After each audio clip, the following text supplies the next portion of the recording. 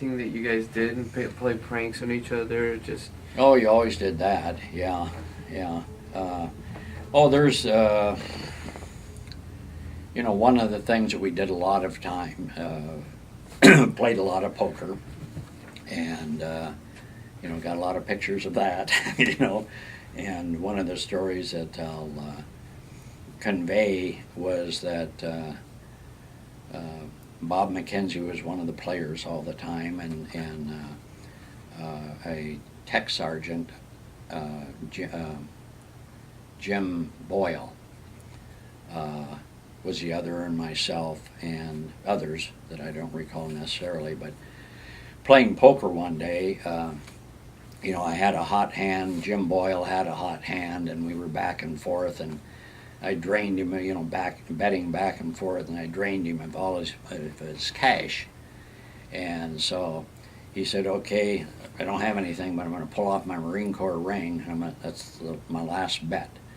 And it was a solid silver ring, with the Marine Corps gold on the front of it in a setting that was just beautiful.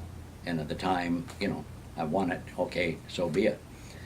I had that thing since 1954.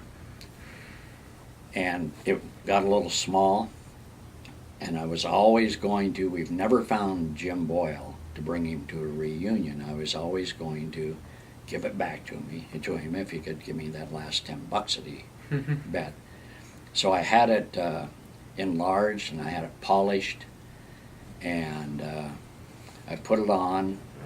This goes back about a year ago, and went out somewhere one morning to work, and I got to McDonald's or wherever to get my coffee, came back, lifted up my coffee, and the ring was gone.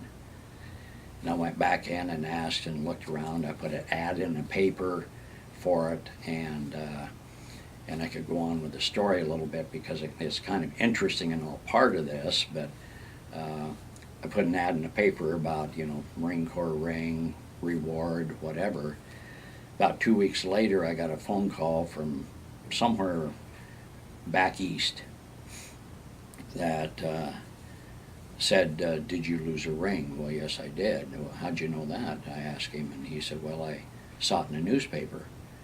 And he said, "Well, could you describe it for me?" And I told him, and he said, "Well," I asked him, you're back there, how did you get it?" And he said, "Well, I'm a truck driver, and I was out in Irvine, California, and I bought it from someone, and I had bought a newspaper the same day, and after I got back here, I read it, and blah, blah, blah.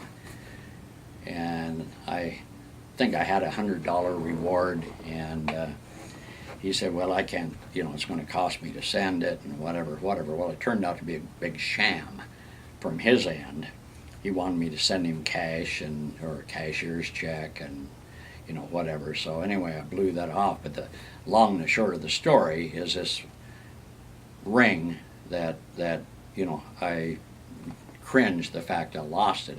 It was so meaningful to me. So there was that. And then another thing that was kind of fun and a lot of memories for me. Again, I've got pictures in the album. There was a Lieutenant Jim Dempster, second lieutenant, that he and a bunch of other officers, probably about the beginning of Aqualungs, back in the 50s, had made Aqualung tanks. They took the tanks out of the seaplanes, and the straps were parachute straps. They made all the piping and whatever, and then the actual valve was, a purchased thing.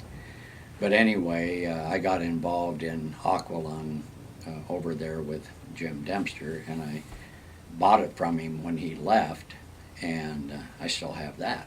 And I dove for years here in San Diego and whatever with it.